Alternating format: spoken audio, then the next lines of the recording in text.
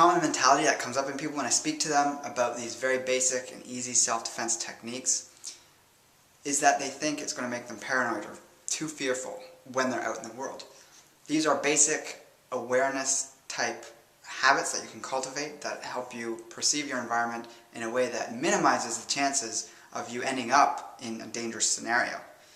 So these are very easy to follow, and they're only going to make you happier and more comfortable with yourself, as opposed to making it so that you're out of ignorance possibly stepping into a situation that could prove very dangerous and in some cases even fatal.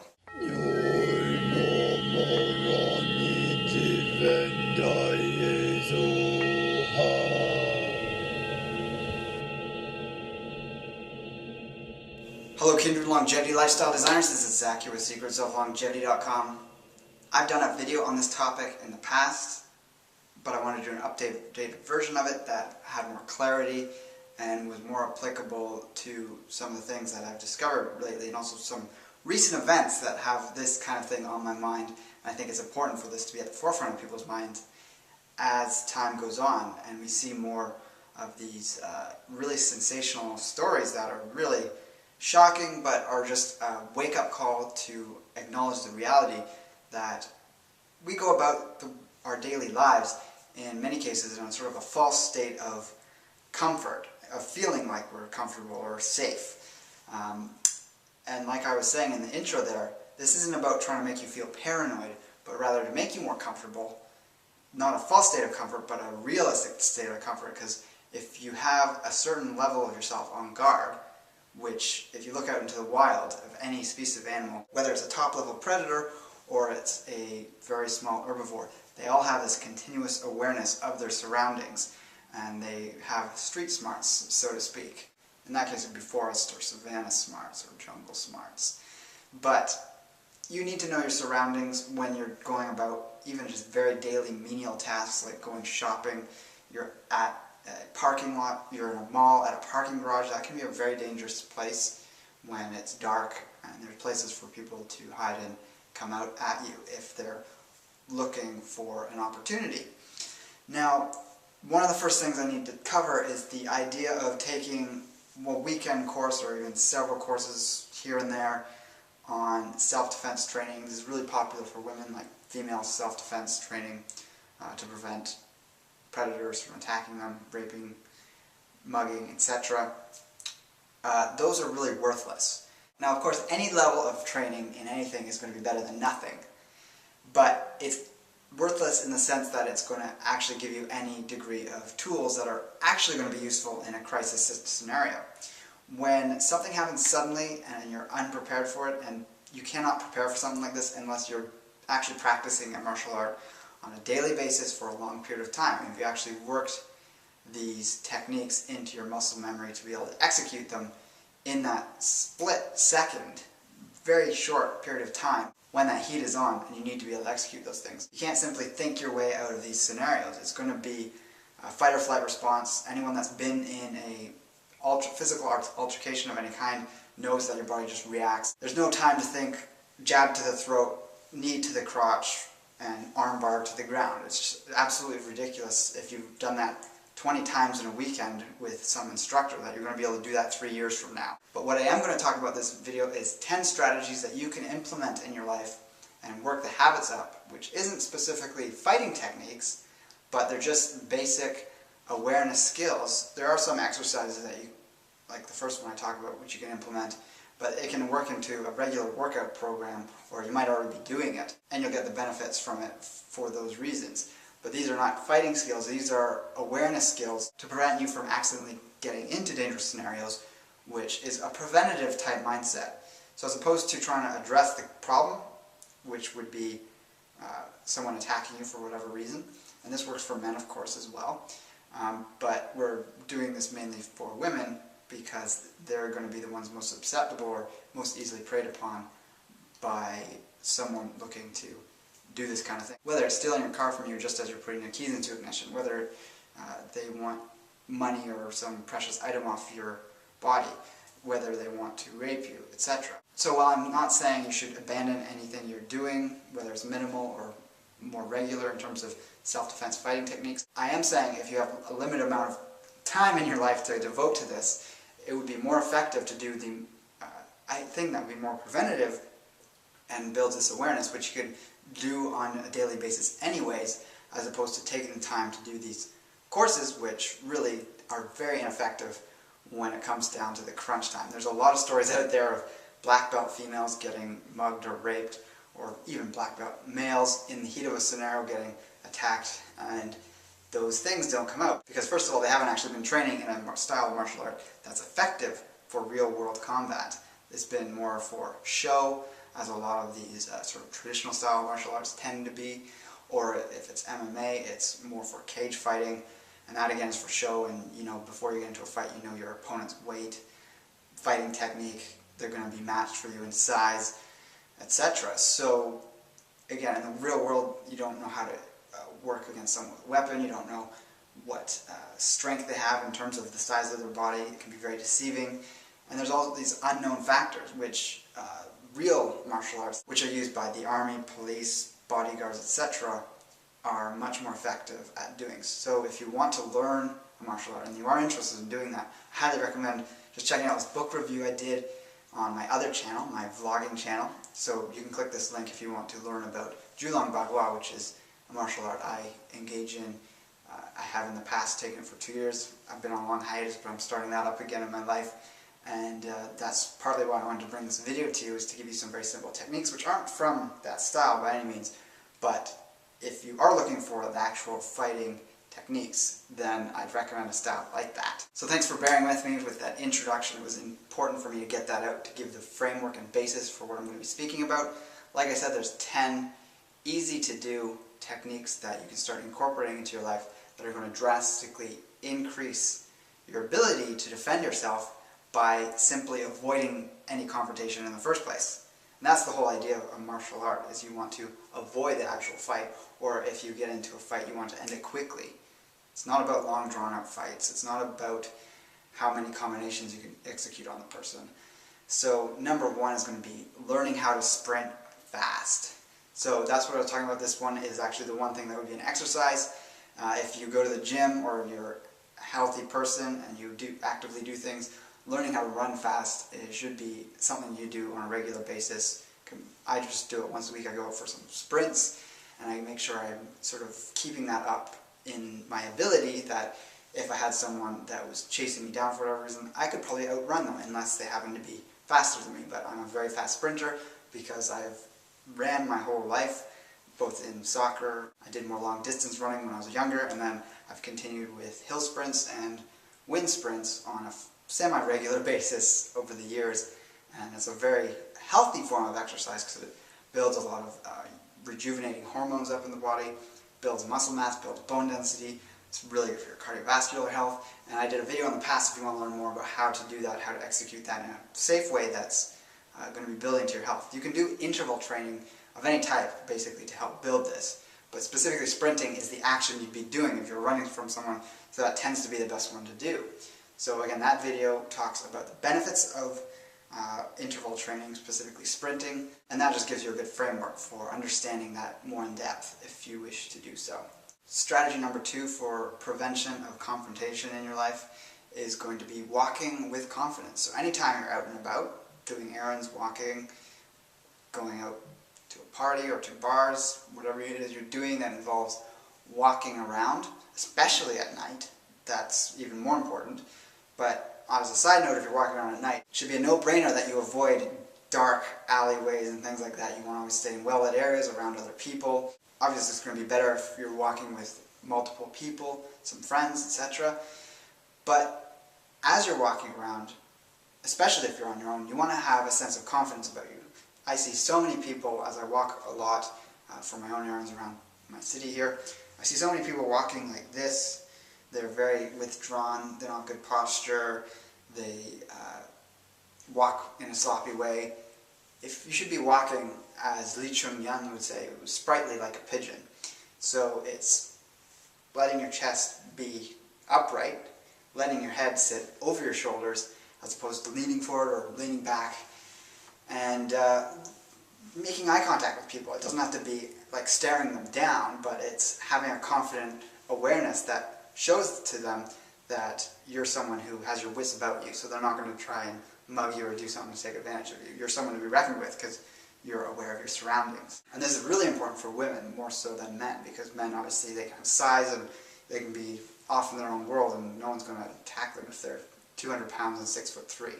So part of that, having your head up, is also activating and using your peripheral vision as opposed to just looking ahead in a straight way. You want to have soft focus, which means being aware, almost like if I were to put my hands out to the side, this might be too far out, but as I move them back, I can still see my fingers here, and it's almost, humans almost have 180-degree vision. It obviously gets less and less focused the further you get out, but you know, it's almost 180 degrees in terms of field of vision, which is excellent. You just need to, when you soften that focus and you're just aware of everything all at once as opposed to focusing on one spot, this is very healthy for the eyes, first of all, because we spend so much time focusing on individual things, especially with everyone's work nowadays, being more and more focused on computer screens, books, and more up-close and focused work, as opposed to in our species past, when we would have been out in the wilderness looking at different things, looking for animals to hunt, looking for berries, herbs to collect,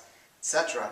We would have had a lot more eye exercise. So just basically doing this ensures better eye health as well. So there's a lot of things with these techniques that are actually beneficial for your health, as well as sort of martial art self-defense type strategies. And the last segment of this strategy is to take out the headphones.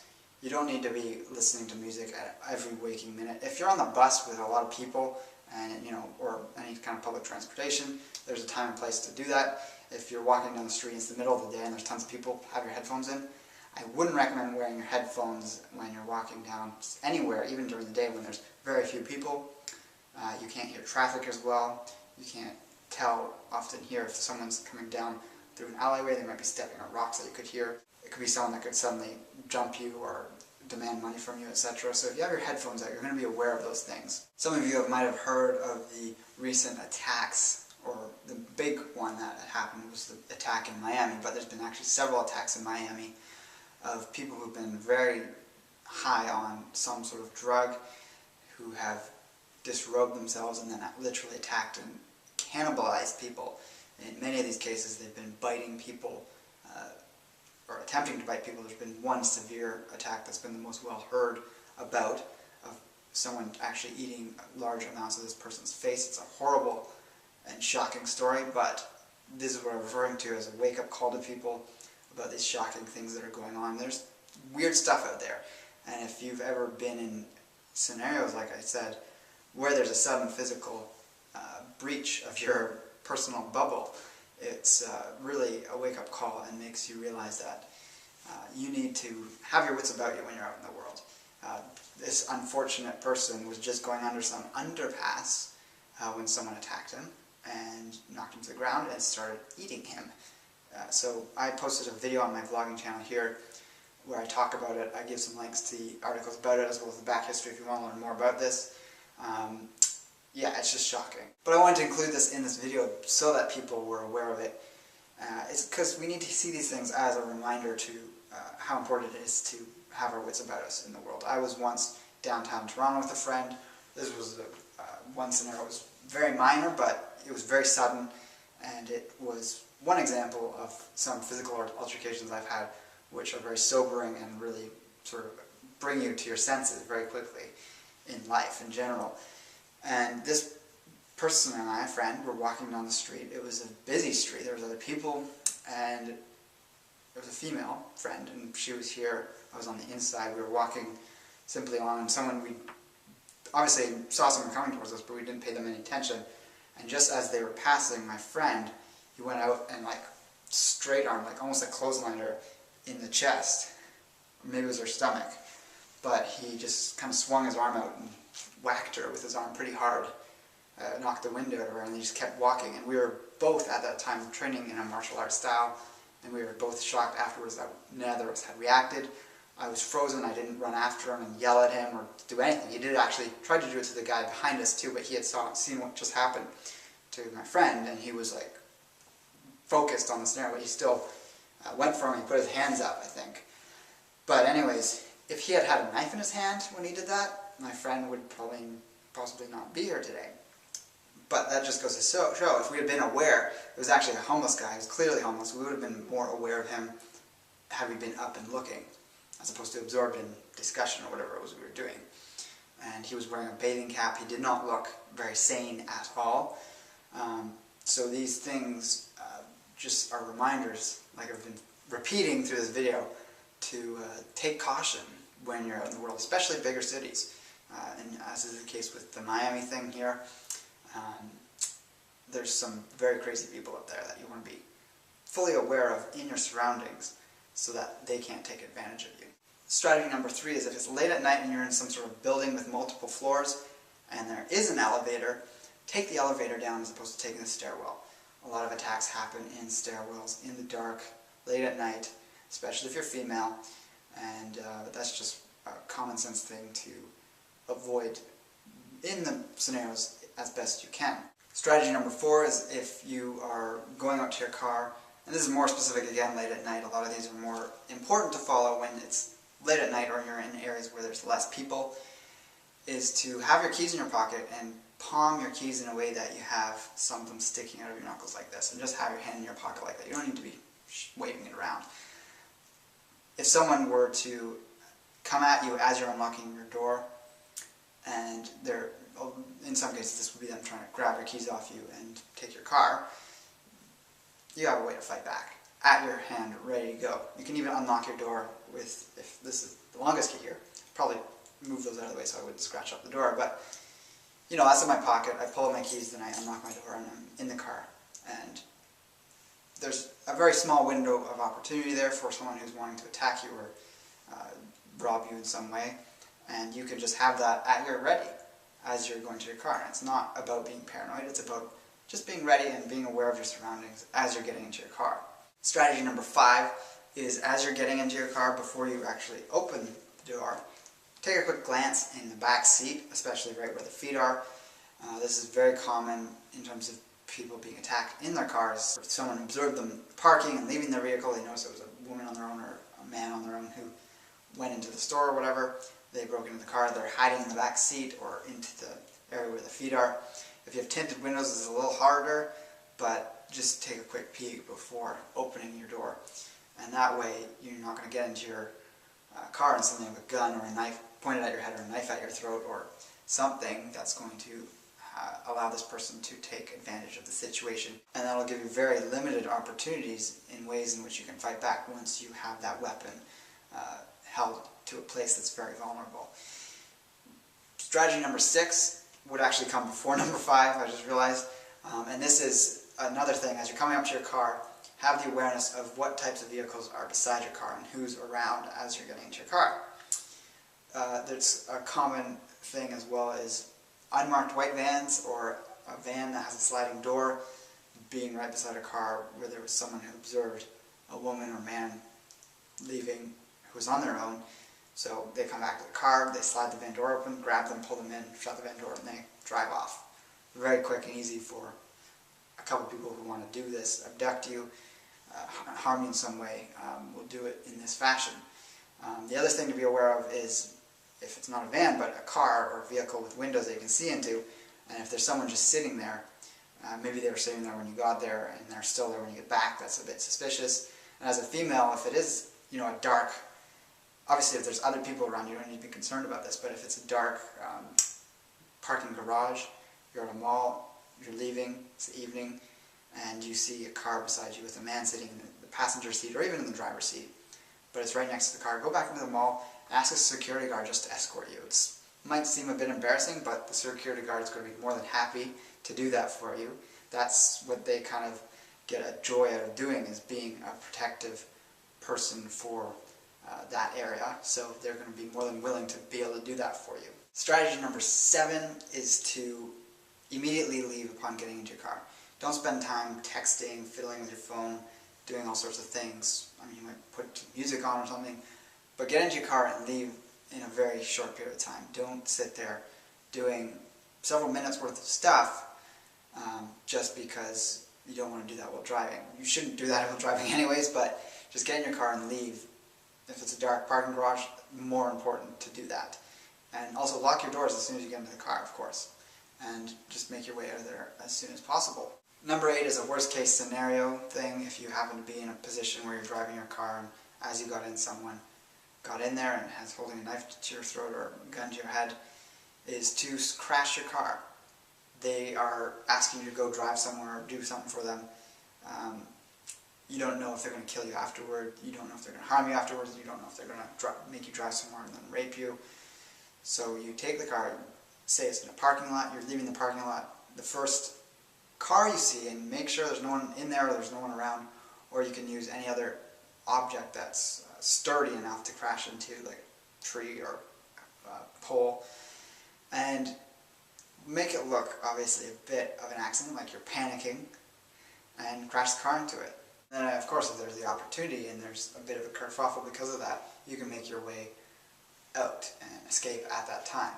If there's a gun right at your temple, I might not recommend crashing because that could cause the gun to go off, or if the knife is directly against your throat, that could cause them to slip. And then obviously that would be more risky than if you were to go through with and possibly get out of the scenario some other way. Strategy number 9 is another thing to do when you're in that scenario and you can't get out of it and you're actually in the heat of the moment. If you're being mugged and whomever this is asking for your wallet or your purse or any kind of personal possession, instead of giving it to them and handing it to them, take it. And you could do this other 2 ways. You could throw it. Obviously don't just like hurl it half a block away, but you could throw it a couple meters, or if you thought the person was really crazy looking and might hurt you if you did that, you could just pull it out and then fumble with it and drop it and kind of toss it as you drop it. And as they're picking it up, you can make your way and get the hell out of there. And finally, strategy number 10, and this is another crisis scenario type situation. The last 3, I forgot, were actually all in that sort of same category. These aren't daily things you do, but things you do in the heat of the moment. So if you're abducted, you're in the trunk of a car, perhaps you're tied up in some way, which would make this more difficult, but still possible, even if your legs were tied together. But this has happened, that people have done this, and that's actually saved their lives potentially, depending on what was going to happen to them. Kick out the taillights. So most cars, you're able to kick out the taillights from the trunk if you've been shoved in the trunk, and then you stick a foot or an arm, or just yell out the hole that the light was in, and just get other people's attention. If it's nighttime, it's going to be more difficult, but do it anyways and hope for the best. So it's a very serious episode, but you can understand how these self-defense techniques could save your life. They can be extremely preventative. Some of them are also good for your health, and as is the topic of my channel, longevity, you can be doing all the things in the world for great health, but if you don't have these simple things in place to survive on a daily basis, you could be drinking these great elixirs, exercising in the best way possible, living a lifestyle that would give you many years of long life, but those years and that fulfilling life could be cut short in a matter of minutes, seconds, hours, if a crisis scenario were to happen like this. So it's best to be prepared and to live life cautiously with greater awareness so that you can get the most out of life and enjoy the vast amounts of time that we have when we don't need to be on guard when we're around friends and family. So with that, share this video because I want these to get out and I want people to practice them. Really internalize this, watch it over several times, or just the parts that you felt you needed to work on. Take what strategies you can and learn them. You don't have to take everything I'm saying here, obviously. Leave your comments below about what you thought of this. Also check out the links in the drop-down menu if you want to support me in any way to help me continue putting out these well-researched, well-informed videos. And with that, take care and embrace life without limits.